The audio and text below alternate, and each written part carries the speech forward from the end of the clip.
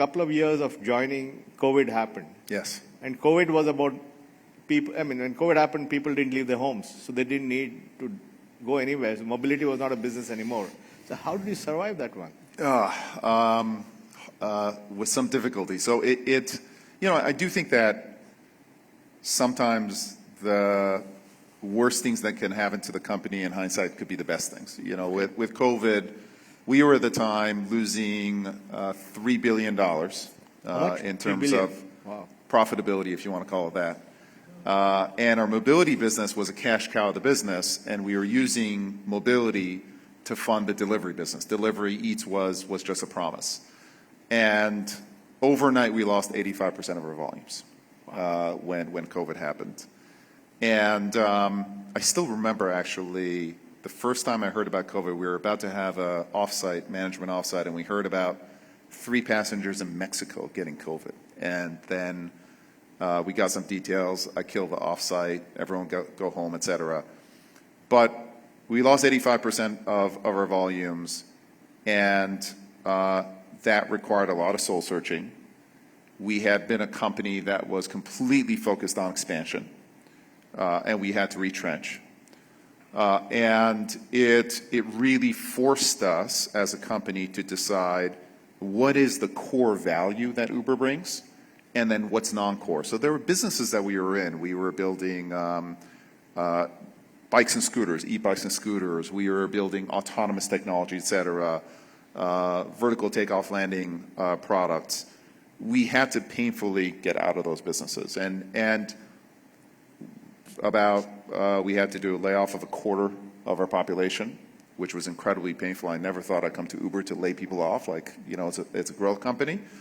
But I think that event really caused the company to double down on what we do, which is build these giant managed marketplaces that bring, demand for transportation and supply for transportation together in a very artful, easy way through, the pricing and the matching, all of it driven by ML, et cetera.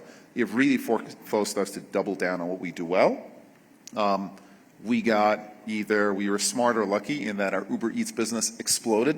Okay. So a lot of our drivers who no longer had earnings opportunities, they moved over to Eats. Okay.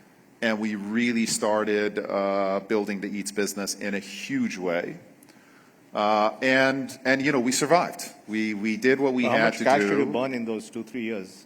We went from a $3 billion burn to a $5 billion burn if we didn't make cuts, but then we took it back down to a $3 billion burn.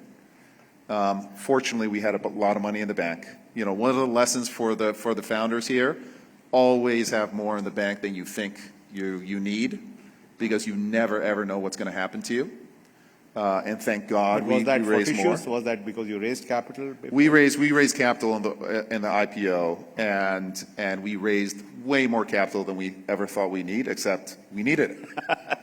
And then we came out of COVID, I think because of the Eats business, and because after COVID we really started focusing on the needs of our drivers and earners. Okay. Before COVID, I would say, just being self-critical, we took our drivers for granted to some extent.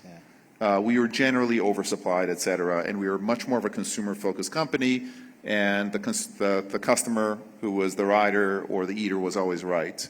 And the customer became, for us, the driver. Yeah. And we really started focusing on the driver needs. What are their needs, the onboarding, everything that they need for us to build a platform that's fair to both sides.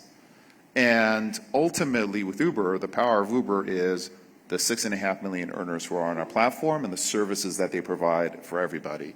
So that allowed us to come out of COVID